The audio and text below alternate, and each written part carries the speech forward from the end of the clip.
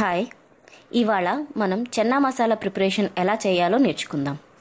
చెన్నా మసాలా ప్రిపరేషన్కి కావాల్సిన పదార్థాలు: ఉల్లిపాయలు 1 కప్పు, 3 తరిగిన టమాటాలు, అల్లం వెల్లుల్లి పేస్ట్ 2 టీ స్పూన్లు, కొద్దిగా పెరుగు, జీలకర్ర 1 టీ స్పూన్, బిర్యానీ ఆకు 1, జాజి పువ్వు 1, చెక్క 1 అంగుళం, లవంగాలు 4 లేక 5, యాలుక్కాయ 2, తరిగిన పచ్చిమిరపకాయలు 3, కరివేపాకు 2 రెబ్బలు, ఉప్పు కారం రుచికి తగినంత, చిటికెడు పసుపు, చెన్నా మసాలా 2 టీ స్పూన్లు.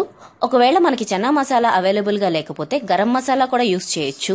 అండ్ ఇందులో మెయిన్ ఇంగ్రీడియంట్ ఉడకబెట్టిన శనగ. కావాల్సిన పదార్థాలు చూసాం కదా. ఇప్పుడు మనం చెన్నా మసాలా ప్రిపరేషన్ తయారు చేసే విధానం చూసుకుందాం. ముందుగా స్టవ్ మీద ప్యాన్ పెట్టి నూనె వేసుకోవాలి. నూనె వేసుకున్నాక నూనె కాగాక చెక్క, లవంగ, యాలుక్కాయ, జాజి పువ్వు వేసుకుని లైట్గా దాన్ని వేయించుకోవాలి. ఆ తర్వాత కొద్దిగా జీలకర్ర వేసి దాన్ని లైట్గా వేగనివ్వాలి. ఆ తర్వాత తరిగిన ఉల్లిపాయలు 1 కప్పు అవి వేసి కొంచెం సగ మీద వేయించాలి. ఉల్లిపాయల్లో మనం ఇప్పుడు కొంచెం ఉప్పు వేసుకుంటాం. ఉప్పు ఏంటంటే మనకి ఉల్లిపాయల్లో ఉప్పు వేయగానే మనం వేసిన ఉల్లిపాయలు తొందరగా మగ్గుతాయి అన్నమాట. అందుకే ముందు ఉల్లిపాయలు వేసేటప్పుడు మనం కొంచెం ఉప్పు వేస్తాం, తర్వాత కూరకు సరిపడా వేసుకోవచ్చు. ఇప్పుడు అల్లం వెల్లుల్లి పేస్ట్ 2 టీ స్పూన్లు వేసుకుని దాన్ని బాగా కలుపుకుంటూ వేయించుకోవాలి.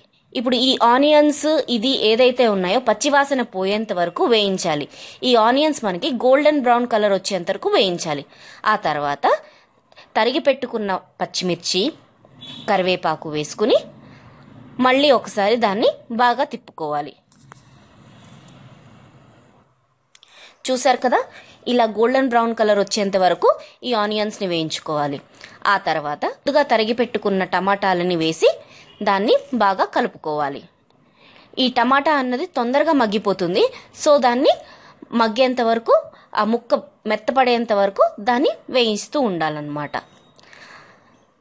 ఆ తర్వాత కొద్దిగా పసుపు, కారం వేసుకుని దాన్ని బాగా తిప్పుకోవాలి. ఇప్పుడు మన దగ్గర ఉన్న గరం మసాలా లేదా చెన్నా మసాలా వేసి దాన్ని బాగా కలుపుకోవాలి.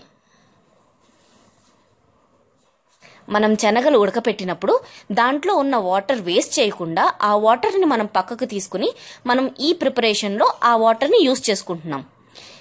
శనగలు ఉడకపెడుతున్నప్పుడు వచ్చిన వాటర్ అన్నమాట. ఇప్పుడు దీని మీద మూత పెట్టుకుని ఒక 5 నిమిషాలు మగ్గనివ్వాలి. ఇప్పుడు చూసారా, 5 నిమిషాలు మగ్గాక ఇది ఏ విధంగా రెడీ అయిందో. ఈ కన్సిస్టెన్సీలో ఇది మనకి రెడీ అవ్వాలన్నమాట. మన టేస్ట్ తగ్గట్టు, అంటే గ్రేవీ తక్కువగా కావాలంటే నీళ్లు వేసుకోకపోయినా పర్వాలేదు. ఇక్కడ మనం కొంచెం ఎక్కువ గ్రేవీ కావాలనుకుంటున్నాం కాబట్టి నీళ్లు కొంచెం యాడ్ చేసుకుంటున్నాం. ఈ విధంగా ఉడకపెట్టుకున్న శనగల్ని ఇప్పుడు మనం ఈ కర్రీలో యాడ్ చేస్తామన్నమాట.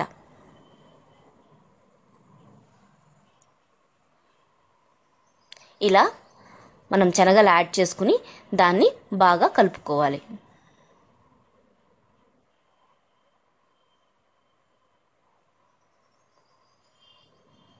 శనగలు ముందే మనం ఉడకపెట్టి పెట్టుకోవాలి.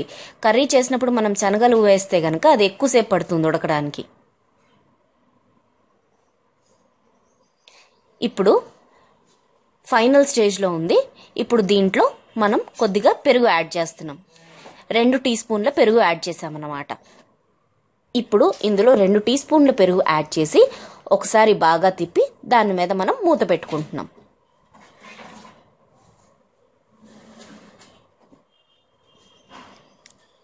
ఇప్పుడు చూసారా ఎలా ఉడుకుతుందో. ఇలా బబుల్స్ వచ్చేంత వరకు మనం కూర ఉడకనివ్వాలి. ఇలా ఉడికితే ఆల్మోస్ట్ కూర కంప్లీట్ అయిపోయినట్టే.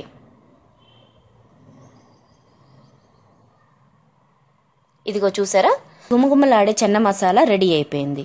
ఇది మనం చపాతీ, పూరి, రైస్తో కూడా సర్వ్ చేసుకోవచ్చు. ఈ వంటకాన్ని మీరు ట్రై చేసి మీ ఇంట్లో అందరికీ టేస్ట్ చేయిస్తారని ఆశిస్తున్నాం. Thank you.